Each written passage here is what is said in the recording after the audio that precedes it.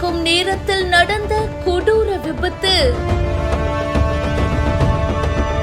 3 வாகனங்கள் அடுத்தடுத்து மோதிய பயங்கரம். இதயத்தை நொறுங்க வைக்கும் காட்சிகள்.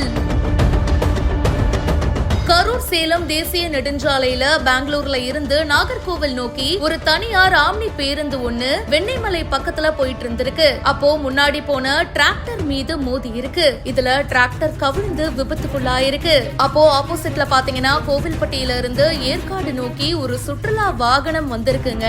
அது மேல பலமா மோதி இருக்கு.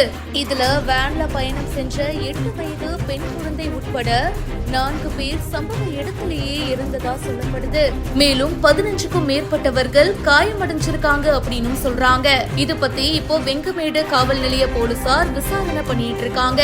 மேலும் பல செய்திகளுக்கு பிஹைண்ட் இப்பவே ஃபாலோ பண்ணுங்க.